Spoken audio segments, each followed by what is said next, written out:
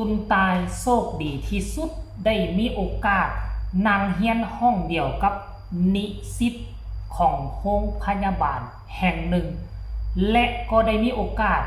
ได้ยืนเฮียนยืนเบิงการใช้อุปกรณ์ตัดทางงัดในการช่วยเหลือคนที่เกิดอุบัติเหตุอยู่ตามตึกตามรถต่างๆโอ้โหบทเรียนอันล้ำค่าสบายดี FC แฟนคลับทุกทานมาพบมาพ่อกันในคลิปนี้ซึ่งจะพาทุกคนไปติดตามเรื่องการเป็นลูกศิษย์ของอาจารย์ติ้งลีครั้งแรกวันแรกเนาะเฮาก็ได้เห็นไปแล้วเมื่อวานนี้แต่ว่ายังบ่ทันจบยังบ่ทันได้เห็นเนาะการที่มีโอกาสได้ไปนั่ง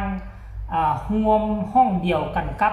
นิสิตของน่าจะเป็นโรงพยาบาลแห่งหนึ่งเนาะคณะแพทยศาสตร์นี่แหละท่านผู้ชมคณะแพทยศาสตร์ซึ่ง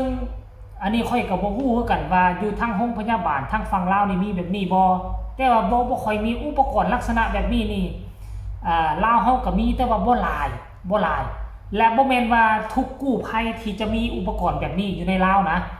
เนาะอาจจะมีประมาณกู้ภัยนึงบ่ตามที่ค่อยฮู้นะอุปกรณ์ลักษณะแบบนี้ราคามันแพงเนาะแล้วนี่ก็เป็นครั้งแรกที่ตุนตายได้มาเป็นอาสาสมัครได้มาเป็นนักเรียนอาสาสมัครกู้ภัยและเป็นครั้งทำอิฐในชีวิตที่ได้เห็นอุปกรณ์ลักษณะแบบนี้คือการเป็นอาสาสมัครนี่มันบ่แม่นแต่คนเกิดอุบัติเหตุอยู่ตามท้องถนนแล้วก็ขับรถไปเอาสอนกันปั๊มหัวใจสอนกันนู่นนี่นั่นสอนกันปฐมพยาบาลเบื้องต้นมันบ่แม่นแต่แนวนี้ได้การที่เป็นอาสาสมัครกู้ภัยเนี่ยมันต้องมีหลายสิ่งหลายอย่างรวมถึงการเรียนการใช้อุปกรณ์ทางด้านการแพทย์แล้วแพทย์ก็ต้องได้เรียนการใช้อุปกรณ์ดังที่อาจารย์ติ้งลีเพิ่นออกมาโพสต์เมื่อ3ชั่วโมงนี่แหละเนาะเพิ่นบอกว่า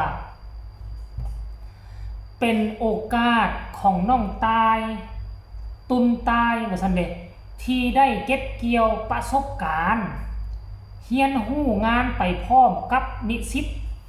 คณะแพทยศาสตร์มหาวิทยาลัยมหาสารคามนำความรู้ไปช่วย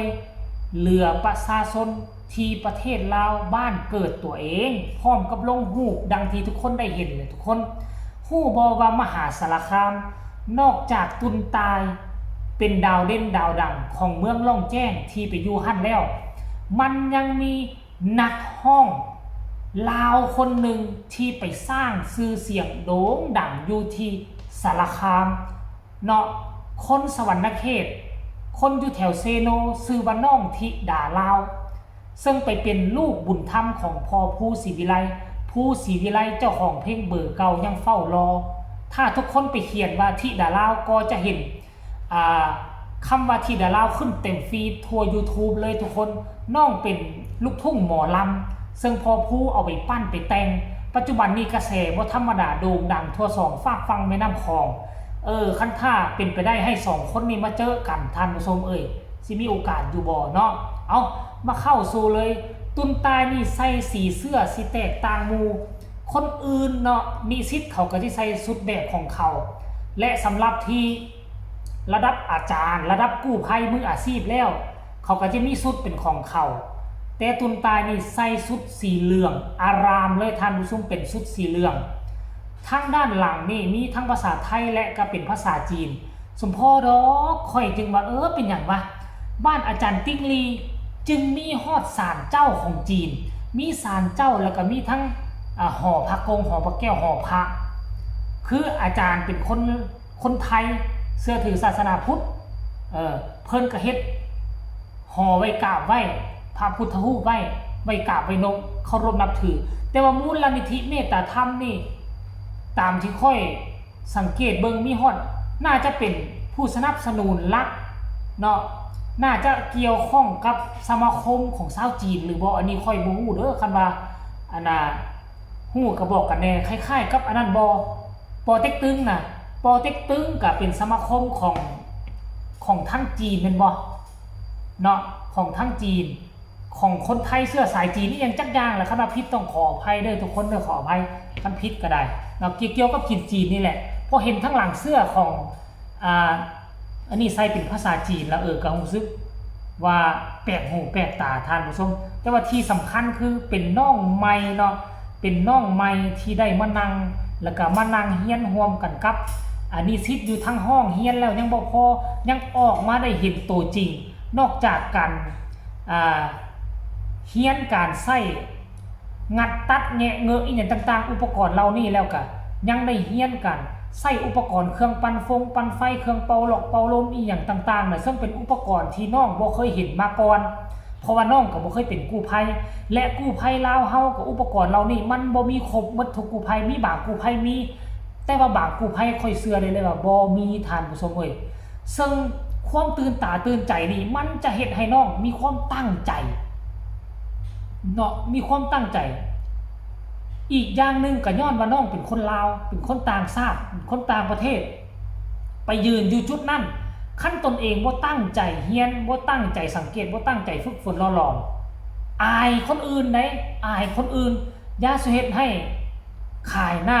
อย่าสิให้เขาว่าโอ้ยเป็นคนมาจากฝั่งนั้นฝั่งนี้บ่ตั้งใจทำแต่เฮียน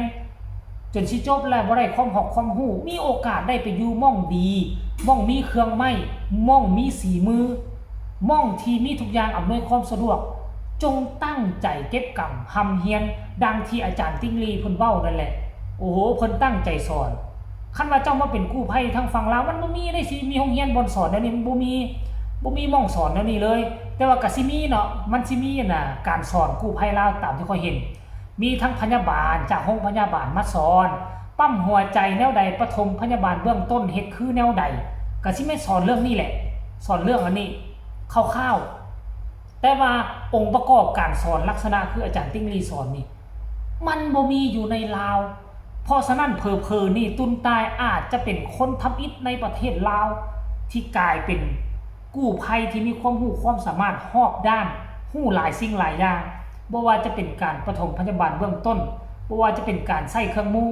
อุปกรณ์ต่างๆโอ้โหน่าชื่นชมอาจารย์ติ้งลีประเทศไทยเปิดโอกาสให้ขนาดนี้ต้องทำเฮียนเอาไว้ให้อย่าสู้ให้เสียชื่อเสียเสียงที่อาจารย์ติ้งลีเพิ่นไว้เนื้อเชื่อใจช่วยเหลือเอาไปถึงประเทศไทยเอาสำหรับคลิปนี้กับท่านผู้ชมบางคำเว้าบางคำศัพท์ก็อาจจะบ่ถูกบ่ต้องเพราะมันมีหลายสิ่งหลายอย่างบางอันอุปกรณ์ค่อยก็บ่ฮู้เด้ก็เว้าไปสั้นให้ท่านผู้ชมเนาะสรุปรวมแล้วก็ดีอกดีใจที่มีโอกาสที่ตุนตายได้มีโอกาสได้มายืนอยู่จุดนี้ท่านผู้ชมกับฝากพ่อแม่ญาติพี่น้องทั้งฝั่งไทยแล้วก็ฝั่งลาว